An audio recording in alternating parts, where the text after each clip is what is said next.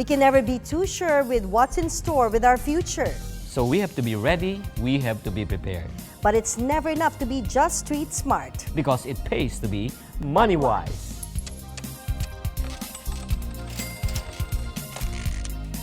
There are more than 2.3 million Filipino overseas workers or OFWs to date, and the numbers keep on increasing year after year. Yeah, that's true. Because of greener pastures, more and more Filipinos prefer to work abroad. And after coming up with enough savings, most of them eventually come home and start their own business to secure their family's future and their own retirement. Speaking of business and OFWs, we have a guest this morning who happens to be a wife of an OFW and plans to put up their own business. Good morning po, Mrs. Good morning Rosario. po. Good morning po. How long has your husband been working abroad? 22 years na po siya sa abroad. And he works as a Seaman, fitter machinist. seaman. First things first, okay, Ma'am Rosario, you have to show us your money. How much ang nare-receive nyo? Ang naiuwi niya po sa akin is 1,500. 1,500 to be clear, it's more or less around 65,000 pesos. Do you have any other loans, credit card, may utang ba kayo? Wala po. Okay, good. Ganda yun, wala siyang utang, so very liquid Yes, si ma'am, yes, no? that's really good. Magkano po ang inyong monthly total expenses? More or less 38,000. Electric bill, Okay. water bill, telephone and cable, tuition fee and allowance ng aking daughter, tapos food. They're able to save at least an extra 15 to 20,000 pesos a month. How much po ang savings ninyo? 200,000 pesos. 200,000 pesos. So with that savings, we heard, eto na, that you're planning to put up a business. What business po ito? Car wash and mini-grocery po. Car wash po kasi ang husband ko po mahilig magpaganda ng sasakyan. Ngayon, siyempre, suportahan ko siya para kahit pa paano may kita. Your husband still works as a seaman. Apo. So hindi niya po matututukan yung business. Apo. How about the mini-grocery? Why mini-grocery?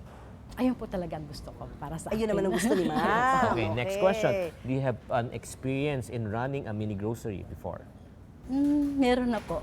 Nung sa mother ko po, nung maliit pa kami. There you have it, our first part of the interview with Ma'am Rosario, a wife of a seaman. And she already showed us her money with regards to their plans to come up with a business, a car wash, and a mini-grocery store. But the question is their budget enough? What other ways probably can Rosario and her husband expand their budget for their target business? We'll get to know that later on. In the meantime, here's one feature that will help you to become MoneyWise.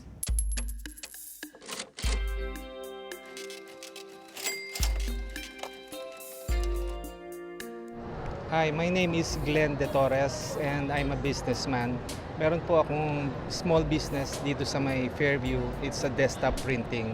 So, ang tanong ko lang, Mr. Chinkee, kung ano pang investment, anong magandang investment pang pwede namin i-add sa business ko para magkaroon pa kami ng additional income na pwede namin pagkakitaan. Well, whether you like it or not, one of the great things that I've learned from rich and successful people is this: never put your eggs in one basket. So basically, what rich people do is they open other baskets. If you're an accountant right now, you're listening and watching, you can probably do bookkeeping. Anything that does not be in conflict, it's not in conflict with your work, you can do it. So aside from self-employment, doing it part-time, you can go into sales, real estate, insurance. You can also do direct selling or multi-level marketing. And another option is you can start your own business. You can either buy a franchise, buy an existing brand that's already well-known so that you can make money off it, or if not, create your own brand, okay? Be in business. And another way also to augment your income is to go into investment. Investment, there are so many investment. Like for example, you can invest in mutual fund, UITF. You can invest in property. You can invest in having a building or probably a rent-to-own scheme rental thing. So it's up to you. So what do you think is more probably applicable to you at the amount of money that you have? From that point, you have to choose on what you can really start with. Do not look for the money that you do not have. Start with whatever you have.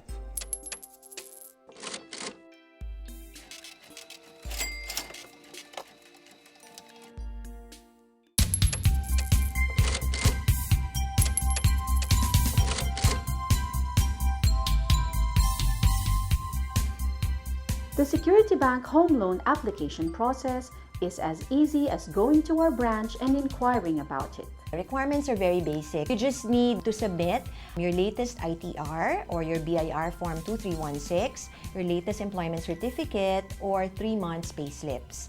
For self-employed applicants, meaning you are in business, we just need you to submit your latest ITR and your audited financial statements and your bank statements for 3 months. But more than that, your home loan application can even start with a click of a button. If you have already picked out the property that you wish to purchase, you can actually check if you are eligible for a loan by going to our website. Our home loan application form actually has guide questions that will let you know if you are eligible for a home loan. And once you have verified that you may apply for a Security Bank home loan, you need to know the amount of your loan amortization. How do you do this? We have a home loan calculator which will give you an estimate of the home loan amortization for your desired loan amount. You also need to consider other charges for your loan. These include mortgage registration fees, insurances, and other processing fees. You need to provide a budget for this as well. Security Bank is accredited with the country's top real estate developers. If you are getting the units from top developers, the financing will be faster and easier. You also need to check on the down payment because banks do not finance 100% of the selling price of the property. So you have to be ready to bring out some equity for that investment.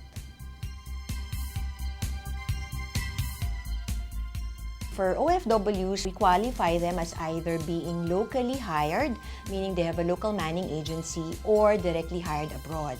If they are locally hired, we tag them as like regular employed applicants. And then if they are directly hired from abroad, they either submit their contract, their latest employment certificate, or their pay slips for 3 months. If you are at least 21 years old and not more than 65 years old, earning a gross family income of 50,000 pesos per month, you are sure to qualify for a Security Bank home loan.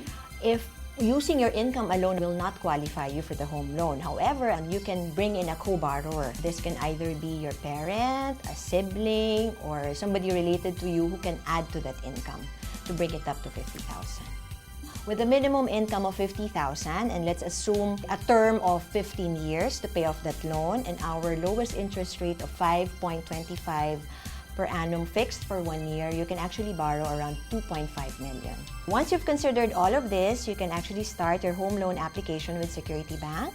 Now you are one step closer to owning your dream home.